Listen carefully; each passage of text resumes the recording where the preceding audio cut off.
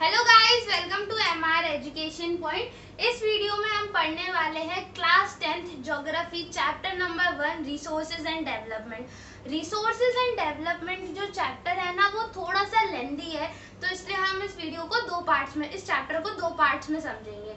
तो जैसे कि हमारे इस चैप्टर का नाम है रिसोर्स एंड डेवलपमेंट, तो इसी चैप्टर के अंदर दो टॉपिक्स हमारे कवर हो जाते हैं। सबसे पहला होता है रिसोर्स और दूसरा होता है डेवलपमेंट। डेवलपमेंट की हम बात बाद में करते हैं, पहले रिसोर्सेज की बात करते हैं।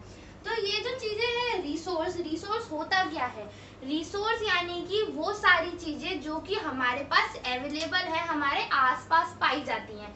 जैसे कि हमारे आसपास क्या अवेलेबल है, जैसे कि ये बोर्ड, मार्कर्स, और जिस कैमरे में वीडियो शूट हो रही है, तो ये सारे क्या है कि मेरे लिए तो रिसोर्स है, क्योंकि ये मेरे लिए यूजफुल है। तो जो भी चीजें हमारे लिए यूजफुल होती हैं वही हमारे लिए रिसोर्सेज होते हैं। जैसे कि हमारे पास सोलर एनर्जी होती है, लैंड है, वाटर है, ये सारी चीजें हमारे लिए यूजफुल है, तो ये क्या हो गए, हमारे रिसोर्स बन गए। तो हमारी नीड्स को ये रिसोर्सेज चीजें अवेलेबल होने के साथ साथ हमारी नीड्स को सेटिस्फाइड भी करें, वो कहलाते हैं रिसोर्स। यानी कि जैसे कि लैंड है हमारे पास अवेलेबल, तो ये लैंड हमारी नीड्स को सेटिस्फाई करेगा। हाँ, बिल्कुल सेटिस्फाई करेगा, क्योंकि हमें घर चाहिए रहने के लिए, तो लैंड चाहिए, तो ये हमारा ये एक रिसोर्स है और ये हमारी नीड है, सेटिस्फाई कर रहा है। वाटर, लाइफ वाटर के बिना कुछ है ही नहीं, तो वाटर नहीं होगा तो वाटर भी तो हमारी नीड को सेटिस्फाई कर रहा है, हमारी प्यास को बुझा रहा है, ठीक है। तो land, water, sunlight,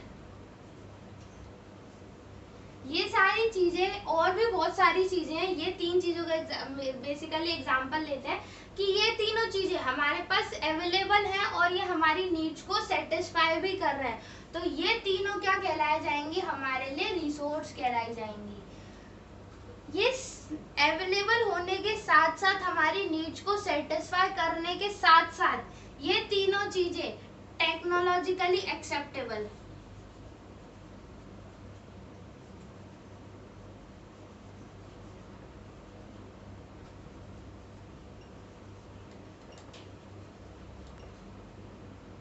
technologically accessible होनी चाहिए, कल्चरली एक्सेप्टेबल होनी चाहिए।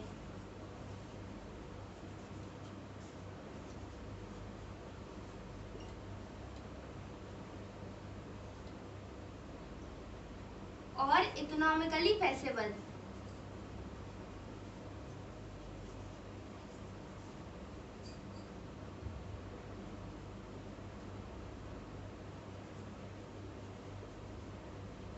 तो ये जो रिसोर्सेज है ना, जैसे लैंड, वाटर, सनलाइट और भी बहुत सारे रिसोर्स, तो ये रिसोर्सेज क्या होने चाहिए, टेक्नोलॉजिकली एक्सेसिबल, यानी कि हम इस टेक्नोलॉजी जो है इन रिसोर्सेज को बनाने के लिए हम उसको एक्सेस कर पाए। अगर हम उसको एक्सेस नहीं कर पाएंगे तो वो हमारे लिए क्या बात का रिसोर्स हुआ, वेस्ट ही हुआ। जैसे कि मोबाइल फोन हमारे पास अवेलेबल है, पर जिस इंसान को वो मोबाइल फोन और इंटरनेट कनेक्शन का यूज करना आएगा ही नहीं, तो वो उसके लिए तो वेस्ट है ना। तो जो हमारे रिसोर्सेज हैं वो हमारी नीड्स को सेटिस्फाई कर रहे हैं, उसके साथ साथ वो टेक्नोलॉजिकली एक्सेसिबल होने चाहिए, लोगों को यूज करना आना चाहिए, और कल्चरली एक्सेप्टेबल होनी चाहिए, यानी कि हमारा कल्चर उसे खराब नहीं ठहरा है, उसको अच्छे से एक्सेप्ट कर ले। जैसे कि ड्रग्स हो गए, तो ये हमारा कल्चर एक्सेप्ट तो नहीं करता है ना, पर ये एक रिसोर्स है, वो अपार्ट फ्रॉम है, बट वो कल्चरली एक्सेप्टेबल नहीं है। तो जो रिसोर्स वो होता है जो कल्चरली एक्सेप्टेबल भी होना चाहिए, और इकोनॉमिकली फेसिबल यानी कि हमारे बजट में हम उसका एक्सेस ले पाए, इकोनॉमिकली हमारी नीड्स को फुलफिल कर सके। तो रिसोर्स वही होता है जो कि हमारी नीड्स को सेटिस्फाई कर सकता है, सेटिस्फाई करने के साथ साथ वो टेक्नोलॉजिकली एक्सेसिबल, कल्चरली एक्सेप्टेबल और इकोनॉमिकली फेसिबल होता है, वही होता है हमारा रिसोर्स। अब इसके बाद आपकी बुक्स में, एनसीईआरटी बुक्स में एक डायग्राम दिया गया होगा।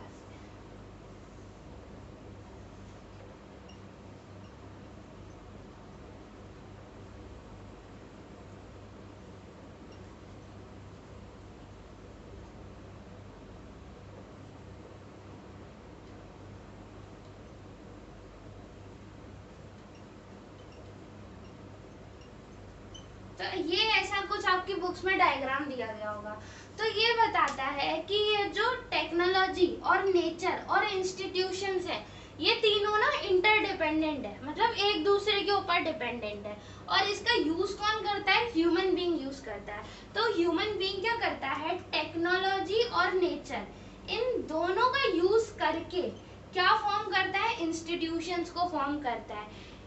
ह्यूमन बीइंग क्या करता है? टेक्नोलॉजी और नेचुरल रिसोर्सेज का या जो हमारे पूरे नेचर का यूज करके क्या करता है? एक इंस्टीट्यूशन फॉर्म करता है जो कि हमारे रिसोर्स में आता है। तो कहा जाता है कि टेक्नोलॉजी, नेचर और इंस्टीट्यूट, ये तीनों आपस में एक दूसरे से इंटरडिपेंडेंट है। उसके बाद नेक्स्ट टॉपिक आता है क्लासिफिकेशन ऑफ रिसोर्सेज। तो अब ये जो नेक्स्ट टॉपिक है वो है क्लासिफिकेशन ऑफ रिसोर्सेज। तो ये जो क्लासिफिकेशन ऑफ रिसोर्सेज है, हम रिसोर्सेज को कैसे क्लासिफाई कर सकते हैं? हम रिसोर्सेज को मेजरली 4 टाइप से क्लासिफाई कर सकते हैं। तो पहला कौन सा है? On the basis of origin, on the basis of exhaustibility, on the basis of ownership और on the basis of status of development. अब इनको एक एक करके समझते हैं। तो सबसे पहला on the basis of origin. Origin के बेसिस पे कैसे हम उसको क्लासिफाई कर सकते हैं? ओरिजिन के बेसिस पे हम उसको 2 टाइप से क्लासिफाई करते हैं, बायोटिक और अबायोटिक। बायोटिक का मतलब होता है लाइफ, बायोटिक का मतलब होता है लाइफ, यानी कि जितनी भी लिविंग ऑर्गेनिजम्स है जिनके अंदर लाइफ एग्जिस्ट करती है, वो सारे रिसोर्सेज किसके अंदर आएंगे? बायोटिक रिसोर्सेज में। जैसे कि आपका फिश हो गया, एनिमल्स हो गए, प्लांट्स हो गए, ह्यूमन बीइंग्स हो गए, वो सारे किसके अंदर आएंगे? बायोटिक, यानी कि जिसके अंदर लाइफ एग्जिस्ट करती है वो आएंगे बायोटिक में। और अबायोटिक में जिसके अंदर लाइफ एग्जिस्ट नहीं करती। और लाइफ किसके अंदर एग्जिस्ट नहीं करती? जैसे रॉक हो गया, मिनरल्स हो गए। रॉक और मिनरल्स के अंदर, पत्थर के अंदर क्या लाइफ एग्जिस्ट करती है? कहने को तो पत्थर में भी भगवान होता है, पर रियलिटी में थोड़ी ना होता है, उसमें लाइफ एग्जिस्ट नहीं करती अगर हम साइंस के हिसाब से देखें। और अगर रिलीजन के हिसाब से देखें तो हर चीज में भगवान है। तो वो थोड़ा नहीं कि हाँ, बट रॉक्स, मिनरल्स जिनके अंदर लाइफ एग्जिस्ट नहीं करती वो किसके अंदर आ गए? हमारे अबायोटिक रिसोर्सेज के अंदर। और जिनमें लाइफ एग्जिस्ट करती है, जैसे कि एनिमल्स हो गया, प्लांट्स हो गया, ह्यूमन बीइंग्स हो गया, वो सारे किसके अंदर आएंगे? बायोटिक में। और दूसरा आता है on the basis of exhaustibility. Exhaustibility के बेसिस पे हमने 2 तरीके से करा है, रिन्यूएबल और नॉन रिन्यूएबल। रिन्यूएबल यानी कि वो सारे रिसोर्सेज जो कि हमारे पास अबंडेंट अमाउंट में अवेलेबल है, यानी कि बहुत सारी क्वांटिटी में अवेलेबल है, जिसको हम रिन्यू कर सकते हैं टाइम टू टाइम, और हम उसको रीयूज भी कर सकते हैं। तो वो क्या हो गए? हमारे लिए रिन्यूएबल रिसोर्सेज हो गए। जैसे कि सोलर एनर्जी, विंड एनर्जी।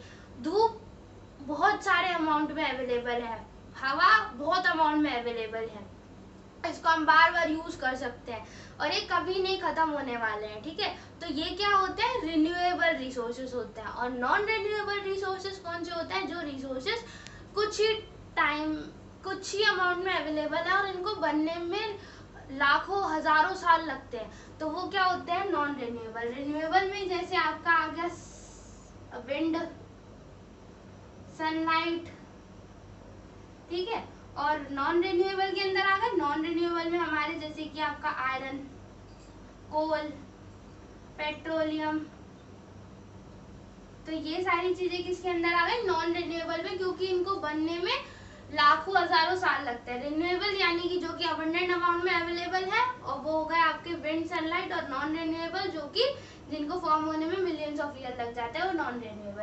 अब आते हैं on the basis of ownership. Ownership के बेसिस पे हमारे पास 4 है, इंडिविजुअल, कम्युनिटी, नेशनल और इंटरनेशनल। तो सबसे पहला जो है इंडिविजुअल। इंडिविजुअल यानी कि खुद की प्राइवेट प्रॉपर्टी, एक पर्सन की। जैसे कि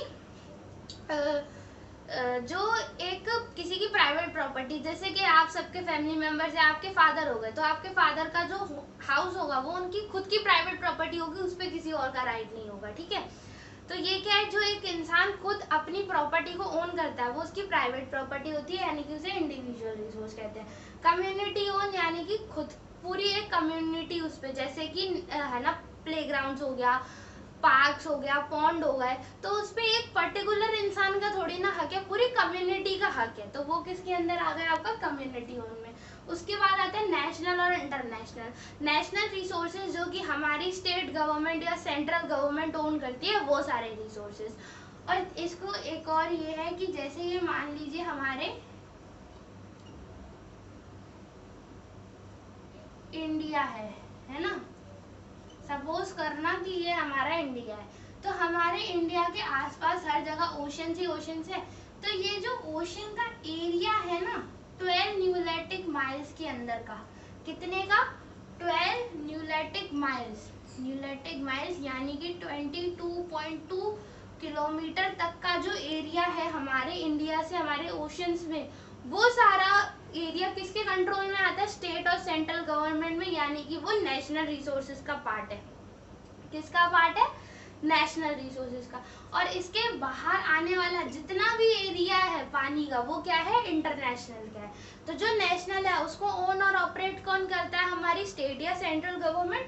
और इंटरनेशनल यानी कि इस बॉर्डर के बाहर का, यानी कि 22.2 किलोमीटर और 12 न्यूलैटिक माइल्स के बाहर का जो एरिया हो गया वो इंटरनेशनल में आ गया। और इसको ओन और ऑपरेट कौन करता है? International organisations. अलग अलग चीज के लिए, हर एक चीज के लिए अलग अलग ऑर्गेनाइजेशंस है। जैसे कि ट्रेड के लिए वर्ल्ड ट्रेड ऑर्गेनाइजेशन है, हेल्थ के लिए वर्ल्ड हेल्थ ऑर्गेनाइजेशन है। तो ऐसे ही अलग अलग। तो जो हमारे इंडियन कोस्ट लाइन से 200 न्यूलैटिक माइल्स तक का एरिया होता है वो किसके अंदर आता है? आपका इंटरनेशनल रिसोर्सेज के अंदर। नेशनल के अंदर 12 न्यूलैटिक माइल्स, और इसके अंदर इधर 12 न्यूलैटिक माइल्स का आता है और इधर 200 न्यूलैटिक माइल्स का। ये इंपॉर्टेंट है, ये एमसीक्यूज में पूछा जा सकता है। और उसके बाद आता है on the basis of status of development. Status of development के बेसिस पर भी 4 है: पोटेंशियल, डेवलप, स्टॉक और रिजर्व। तो सबसे पहले पोटेंशियल को अगर हम एक एग्जांपल से समझें तो पोटेंशियल यानी कि आप जैसे हमारे इंडिया में 2 स्टेट्स के एग्जांपल लेते हैं, जैसे कि राजस्थान और गुजरात में सोलर एनर्जी बहुत सारे अमाउंट में अवेलेबल है और विंड एनर्जी भी। पर क्या हम उसका रिसोर्सेज तो अवेलेबल है, पर क्या हम उसका अच्छे से यूटिलाइज कर पाते हैं? नहीं। मतलब उनमें इतनी पोटेंशियल है, उस हर की सोलर एनर्जी अगर वहाँ पे बनाए तो उसमें इतना पोटेंशियल है कि वो वहाँ पे हर एक इंसान के पास सोलर एनर्जी, और वो बाहर जो उसके अलावा आसपास जो नेबरिंग स्टेट्स है वहां पर भी फुलफिल हो जाए उसकी नीड्स। बट उसको करने के लिए ना बहुत ज्यादा हैवी इन्वेस्टमेंट चाहिए होगा, जो कि कर नहीं पाते हैं। तो ये क्या है? ऐसे कुछ रिसोर्सेज हैं जिनमें पोटेंशियल तो है नीड्स को सेटिस्फाई करने का, बट उन पे हमारे लिए प्रॉपर इन्वेस्टमेंट नहीं है। वो आता है पोटेंशियल में। डेवलप्ड यानी कि जो ऑलरेडी डेवलप्ड है और हम उनका यूज कर रहे हैं, हमने उनका सर्वे ले रखा है, मेजर कर रखा है, कितनी क्वांटिटी में अवेलेबल है या कुछ नहीं है, क्या क्वालिटी है उनकी, वो सब भी। जैसे आपका कोल और पेट्रोलियम जो ऑलरेडी डेवलप्ड है। उसके बाद स्टॉक, कुछ हम पहले से ही स्टोर करके रखते हैं, वो होता है स्टॉक रिसोर्सेज। और रिजर्व हमारा क्या है कि जैसे कि कुछ हम जैसे डैम्स हो गए, फॉरेस्ट हो गए, हमने उनको रिजर्व कर रखा है कि जब हमें नीड पड़ेगी तब हम उनका यूज करेंगे, तो वो किसके अंदर आता है? रिजर्व के अंदर आ गए। तो यही है क्लासिफिकेशन ऑफ रिसोर्सेज का क्लासिफिकेशन है 4 टाइप का: on the basis of origin, on the basis of exhaustibility, on the basis of ownership और on the basis of status of development. Origin में बायोटिक और अबायोटिक। बायोटिक यानी कि जिसके सब में लाइफ आती है, लाइफ यानी कि एनिमल्स, ह्यूमन बीइंग, वो सब। अबायोटिक यानी कि जिनमें लाइफ नहीं होती है बट वो रिसोर्सेज हैं, जैसे कि रॉक, मिनरल्स एक्सेट्रा। उसके बाद एग्जॉस्टिबिलिटी पे रिन्यूएबल और नॉन रिन्यूएबल। रिन्यूएबल यानी कि विंड और sunlight, non renewable iron, coal, petroleum. On the basis of ownership individual, community, national. Individual जो खुद की प्राइवेट प्रॉपर्टी होती है, कम्युनिटी और पूरी कम्युनिटी जैसे कि प्लेग्राउंड्स, पार्क्स। नेशनल जो कि सेंट्रल और स्टेट गवर्नमेंट के अंदर आते हैं, और इंडियन कोस्ट लाइन से 12 न्यूलैटिक माइल्स के अंदर का पोर्शन नेशनल में। इंटरनेशनल जो उसके बाहर के आते हैं, जैसे कि 200 न्यूलैटिक माइल्स का हो गया। और वो उसके बाद on the basis of status of development, potential, fulfil तो नीड्स कर सकते हैं बट उसको एक्सेस करने के लिए हमारे को इन्वेस्टमेंट चाहिए, जो कि हम कर नहीं पाते हैं। डेवलप जो ऑलरेडी डेवलप्ड है, हमने सर्वे ले रखा है, क्वांटिटी क्वालिटी चेक कर रखी है, जैसे कोल और पेट्रोलियम। स्टॉक में ले रखा है पहले से ही। और हाँ, स्टॉक का एक अच्छे से समझते हैं। स्टॉक यानी कि हमारे पास जैसे पानी को बनाने के लिए हमें पानी का केमिकल फॉर्मूला होता है H2O, यानी कि हमें हाइड्रोजन के 2 कंपाउंड चाहिए और ऑक्सीजन के 2 कंपाउंड चाहिए, तो हमारा वाटर तो बन जाएगा। पर क्या हमारे पास ऐसी टेक्नोलॉजी अवेलेबल है कि अगर हम इसमें कुछ हीट या प्रेशर दे तो हमारा हाइड्रोजन अलग हो जाए और ऑक्सीजन अलग हो जाए? हाइड्रोजन बहुत ही अच्छा फ्यूल होता है और ऑक्सीजन हमारे लाइफ के लिए बहुत एसेंशियल होती है, क्योंकि हम ऑक्सीजन के बिना रेस्पायर नहीं कर पाएंगे। तो क्या हमारे पास ऐसी टेक्नोलॉजी है कि हम वाटर में से हाइड्रोजन और ऑक्सीजन अलग कर दें? ये टेक्नोलॉजी तो है कि हाइड्रोजन और ऑक्सीजन को मिला के वाटर बना देंगे, पर क्या ये टेक्नोलॉजी है कि हम वाटर में से हाइड्रोजन और ऑक्सीजन को अलग कर पाए? नहीं। तो इसके लिए भी क्या है, ये सारे स्टॉक के अंदर आते हैं। और रिजर्व हमने पहले से कुछ अमाउंट रिजर्व करके रखा है, जैसे कि डैम्स और फॉरेस्ट को। ठीक है, तो अब नेक्स्ट टॉपिक आता है हमारा development of resources. Development of resources क्यों इंपॉर्टेंट है? डेवलपमेंट ऑफ रिसोर्सेज इसलिए इंपॉर्टेंट है ताकि हम हमारी नीड्स को सेटिस्फाई कर सकें। तो अब ये जो डेवलपमेंट है रिसोर्सेज का, तो ये जो डेवलपमेंट किन वजहों से नहीं हो पा रहा, तो इधर ना बहुत सारी प्रॉब्लम्स है। तो सबसे पहले प्रॉब्लम ये है ओवर यूज ऑफ रिसोर्सेज। सबसे पहली क्या है? Over use of resources.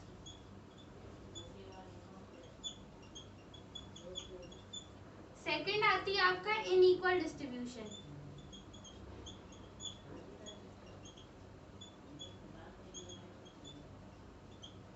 और तीसरी प्रॉब्लम है ओवर एक्सप्लॉयटेशन।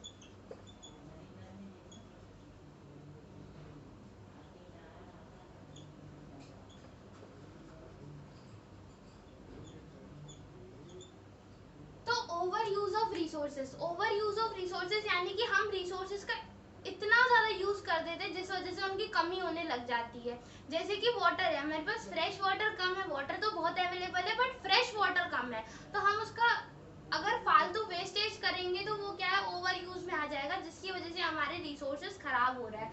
और इसके बाद इनइक्वल डिस्ट्रीब्यूशन, अलग अलग इनइक्वल डिस्ट्रीब्यूशन है, जैसे कि झारखंड और छत्तीसगढ़ में सबसे ज्यादा मिनरल्स है, और राजस्थान में सोलर एनर्जी, विंड एनर्जी है, पर वहाँ पे वाटर नहीं है। और आपका अरुणाचल प्रदेश में वाटर की वाटर बहुत ज्यादा है। तो अब यहाँ पे क्या है, अलग अलग रिसोर्सेज का डिस्क्रिमिनेशन हो रहा है। किसी स्टेट में जैसे राजस्थान और अरुणाचल प्रदेश को कंपेयर करते हैं, तो राजस्थान में क्या है, राजस्थान में तो बहुत सारे रिसोर्सेज जैसे विंड और सोलर एनर्जी बहुत ही है, वहाँ पे पानी की बहुत कमी है। और अरुणाचल प्रदेश में वाटर तो बहुत है पर वहाँ पे इंफ्रास्ट्रक्चर नहीं है। तो यहाँ पे क्या अनइक्वल डिस्ट्रीब्यूशन है। तो इसी की वजह से क्या है, दो पार्ट्स में डिवाइड हो गए, एक रिच और एक पुअर में। इसमें रिच और पुअर में। और उसके बाद क्या आता है, ओवर एक्सप्लॉयटेशन ऑफ रिसोर्सेज, जैसे कि ग्रेजिंग की वजह से खराब हो रहा है, पानी जा रहा है, ओवर एक्सप्लॉयटेशन हो रहा है, उन सारी ये भी प्रॉब्लम्स है जो कि हमें फेस करनी पड़ रही है। तो ये जो सारी प्रॉब्लम्स हैं, इन सबको ओवरकम करने के लिए एक हमारा कॉन्सेप्ट इंट्रोड्यूस हुआ सस्टेनेबल डेवलपमेंट का। किसका कॉन्सेप्ट इंट्रोड्यूस हुआ? Sustainable development.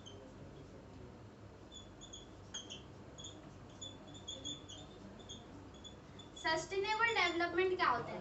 सस्टेनेबल डेवलपमेंट यानी कि वो डेवलपमेंट जो कि प्रेजेंट जनरेशन के लिए तो है ही है, साथ में फ्यूचर जनरेशन के लिए भी, यानी कि हम उन सारे जितने भी रिसोर्सेज का ऐसे यूज करें कि जो हमारी प्रेजेंट नीड्स है, आज के टाइम पे जो नीड्स है वो तो फुलफिल हो ही रही है, उसके साथ साथ हम आगे अपनी जो फ्यूचर जनरेशन है उसकी नीड्स को भी ध्यान में रखते हुए डेवलपमेंट करें। तो ये क्या हो गया, सस्टेनेबल डेवलपमेंट का पार्ट होता है कि डेवलपमेंट करो तो सही, पर ऐसा डेवलपमेंट करो जो कि आज की नीड्स तो हमारी सेटिस्फाई कर रहा है, आज के साथ साथ आगे इन फ्यूचर आने वाली नीड्स को भी सेटिस्फाई कर रहा है। यानी कि कोल का इस्तेमाल अभी तो लोग कर रहे हैं पर इतना नहीं कर रहे हैं, इसको सही सही कर रहे हैं कि अभी तो सेटिस्फाई हो रहा है, उसके बाद आगे आने वाली जो है उसको थोड़ा रिजर्व करके रख रहे हैं कि जो फ्यूचर जनरेशन है वो भी उसको देख पाए। तो डेवलपमेंट वही कि प्रेजेंट जनरेशन के लिए भी किया जाए as well as future generation के लिए भी किया जाए। तो अब हमने सस्टेनेबल डेवलपमेंट तो समझ लिया। सस्टेनेबल डेवलपमेंट का मतलब क्या था, डेवलपमेंट करो प्रेजेंट जनरेशन के लिए भी as well as future generation के लिए भी। पर ये जो सस्टेनेबल डेवलपमेंट का आइडिया था वो कहाँ से आया, तो 1992 में एक ऑर्गेनाइजेशन थी, रियो दे जनेरियो अर्थ समिट। ये कहाँ पे हेल्ड हुई थी, रियो दे जनेरियो, जो कि एक जगह है ब्राजील में। तो ये एक फर्स्ट इंटरनेशनल समिट थी, जो कि वर्ल्ड की फर्स्ट इंटरनेशनल समिट थी, यानी कि इन लोगों ने एक मीटिंग बैठाई थी और इसमें मोर देन 100 कंट्रीज ने पार्ट लिया था, जिसके अंदर उन्होंने सस्टेनेबल डेवलपमेंट का कॉन्सेप्ट इंट्रोड्यूस किया था। यानी कि प्रेजेंट मतलब उन्होंने डेवलपमेंट करे और कैसे करे, इसका रीजन यही था इस ऑर्गेनाइजेशन का कि हम जो डेवलपमेंट कर रहे हैं तो वो डेवलपमेंट हम कैसे करें। तो ये जो इस मीटिंग के बाद रिजल्ट जो आया था, तो इस रिजल्ट में दो चीजें सामने आई थी। सबसे पहला ग्लोबल फॉरेस्ट प्रिंसिपल बन गया था। ग्लोबल फॉरेस्ट प्रिंसिपल यानी कि हर कंट्री को मैंडेटरी था कि 33% उसमें फॉरेस्ट को लगाया जाए, जो कि उसकी जितनी भी लैंड है उसमें 33% जो लैंड है वो फॉरेस्ट से कवर होनी चाहिए। और दूसरा आया था एजेंडा 21। एजेंडा 21 में कुछ ऐसे रूल्स और रेगुलेशंस बनाए थे जिसकी वजह से हम अपने फॉरेस्ट को प्रोटेक्ट कर सकते हैं और भी सारे रिसोर्सेज को प्रोटेक्ट कर सकते हैं। वो सारे उस एजेंडा 21 में लिखे हुए थे। तो सस्टेनेबल डेवलपमेंट का कॉन्सेप्ट कब इंट्रोड्यूस हुआ था? 1992 में रियो दे अर्थ समिट में, जो कि एक फर्स्ट इंटरनेशनल समिट थी, जो कि हेल्ड कहाँ पे हुई थी? रियो दे जनेरियो में। और इसमें मोर देन 100 कंट्रीज ने पार्ट लिया था। More than 100 countries took part. और क्यों हुई थी? ताकि जो डेवलपमेंट हो रहा है उसको हम कैसे एक्सप्लॉइट होने से बचाएं और डेवलपमेंट कैसे करना है और क्या क्या चीजें। तो इनका रिजल्ट क्या था? दो रिजल्ट आए थे। ग्लोबल फॉरेस्ट प्रिंसिपल बन गया था और दूसरा क्या था? एजेंडा 21 इंट्रोड्यूस हो गया था। तो अब नेक्स्ट टॉपिक आता है कि रिसोर्स प्लानिंग इन इंडिया। हमारे इंडिया में रिसोर्सेज का प्लानिंग कैसे हो रखा है? तो जो हमारे इंडिया में रिसोर्सेज का प्लानिंग होता है ना, वो 3 मेजर स्टेप्स में किया जाता है। तो सबसे पहला स्टेप है identification and inventory resources. Identification and inventory resources से हम क्या समझते हैं कि हम रिसोर्सेज को आइडेंटिफाई करें। तो आइडेंटिफाई हम कैसे करेंगे रिसोर्सेज का? तो जैसे कि रिसोर्सेज का हम क्या लेते हैं? सर्वे लेते हैं, उनको मैपिंग बिठाते हैं कि किस जगह पे वो अवेलेबल है, किधर कम अवेलेबल है। उसके बाद हम उसको चेक करते हैं, उसकी क्वालिटी और क्वांटिटी को, कि क्या इतनी क्वांटिटी कितनी क्वांटिटी में अवेलेबल है और इसकी क्या क्या क्वालिटी है, ठीक है। और उसके बाद हम उसका मेजरमेंट करते हैं। तो यानी कि फर्स्ट स्टेप क्या हो गया? आइडेंटिफिकेशन एंड इन्वेंटरी रिसोर्सेज, मतलब उसका सर्वे लो, उसकी मैपिंग करो, चेक करो उसकी क्वालिटी क्वांटिटी और उसके बाद उसका मेजर लो। तो ये तो हो गया फर्स्ट स्टेप। ये सारी चीजें करने के बाद हम सेकंड स्टेप पे आते हैं। तो सेकंड स्टेप क्या होता है हमारा? Evolving a plan structure. हमको एक प्लान बनाना पड़ता है कि अब ये जो रिसोर्सेज हैं हमारे पास, इतनी क्वांटिटी में ये क्वालिटी है, तो हम अब इसको यूज करने के लिए एक प्रॉपर प्लान बनाते हैं। तो प्लान बनाने में क्या क्या चीजें इन्वॉल्व होती है? 3 चीजें इन्वॉल्व होती है। जैसे कि अगर हमें उसका प्लान स्ट्रक्चर बनाने के सबसे पहले देखना पड़ता है कि इन रिसोर्सेज को यूज करने के लिए हमें कौन सी टेक्नोलॉजी चाहिए होगी। टेक्नोलॉजी के साथ साथ कौन सा स्किल ग्रुप चाहिए होगा जो कि इसको आराम से चला सके। जैसे कि टेक्नोलॉजी से जैसे मशीन्स वगैरह वगैरह जो हैवीली मशीन्स होती है वो हर कोई ऑपरेट नहीं कर पाता। तो उसके लिए क्या है, वो टेक्नोलॉजी को ऑपरेट करने के लिए क्या लोगों के पास स्किल्स हैं, कौन से स्किल ग्रुप की हमें ज़्यादा ज़रूरत पड़ेगी। तो दूसरा वो। और तीसरा होता है इंस्टीट्यूशन, यानी कि हमें क्या कौन से इंस्टीट्यूशन ऐसे बनाने पड़ेंगे या जो ऑलरेडी हमें उनसे किन इंस्टीट्यूशन से मदद लेनी पड़ेगी इनका अगर हमें यूज करना है तो। और लास्ट स्टेप होता है measure the resource plan with all over development plan. तो ऑल ओवर डेवलपमेंट प्लान यानी कि जो कंट्री के डेवलपमेंट के लिए जो प्लान बनाया जाता है, तो हमने जो इस रिसोर्सेज का यूज करने के लिए जो प्लान बनाया, क्या वो ऑल ओवर डेवलपमेंट यानी कंट्री के डेवलपमेंट से मैच करता है? अगर वो करता है तो ये जो प्लान बना है वो इम्प्लीमेंट में आ जाएगा, और अगर नहीं करता है तो नहीं आएगा। कुछ ऐसे फैक्टर्स होंगे जिसकी वजह से उसको रिजेक्ट कर दिया जाएगा। तो क्या है, रिसोर्स प्लान इन इंडिया में 3 स्टेप्स आते हैं। सबसे पहला आइडेंटिफिकेशन एंड इन्वेंटरी रिसोर्सेज, यानी कि उसका सर्वे लो, मैपिंग करो, चेक करो उसकी क्वालिटी क्वांटिटी को और उसका मेजरमेंट लो। उसके बाद इवॉल्विंग अ प्लान स्ट्रक्चर, एक प्लान स्ट्रक्चर बना, यानी कि टेक्नोलॉजी, कौन सी टेक्नोलॉजी चाहिए, कौन सा स्किल ग्रुप चाहिए, कौन से इंस्टीट्यूशन चाहिए हमें। उसके बाद उसको मैच कर दो, measuring the resource planning with the all over development plan, मतलब उसको मेजर करो कि वो हमारा जो रिसोर्स प्लान है क्या वो ऑल ओवर डेवलपमेंट से मैच कर रहा है तो अच्छी बात है, वो इम्प्लीमेंट में आ जाएगा। अगर नहीं कर रहा होगा तो वो रिजेक्ट हो जाएगा। इसके बाद गांधी ने एक अच्छा कोट कहा था कि उन्होंने ये कहा था कि जो हमारे पास रिसोर्सेज इतने अवेलेबल हैं कि वो हर किसी की नीड्स तो सेटिस्फाई कर सकते हैं पर किसी की लालच को सेटिस्फाई नहीं कर सकते। यानी कि हमारी कंट्री में इतने अच्छे और इतने सारे रिसोर्सेज हैं जो कि हम हर एक की इंडिविजुअल की नीड्स को फुलफिल कर सकते हैं, पर अगर जो उन रिसोर्सेज का लालच करेगा उसकी लालच को वो कभी नहीं फुलफिल कर पाएंगे। तो ये किसने कहा था? गांधी जी ने कहा था। There are enough for everybody's need but there is not for anybody's greed. ठीक है, तो ये जो चैप्टर है ये अभी आधा फिनिश हुआ है, इसके बाद हम नेक्स्ट वीडियो में पढ़ेंगे। तब तक के लिए आप इसको समझिए, और अगर आपको कोई भी डाउट्स हैं तो आप नीचे कमेंट सेक्शन में पूछ सकते हैं, या कहीं पर भी इंस्टाग्राम, टेलीग्राम या कहीं पर भी मैसेज करके पूछ सकते हैं। Thanks for watching.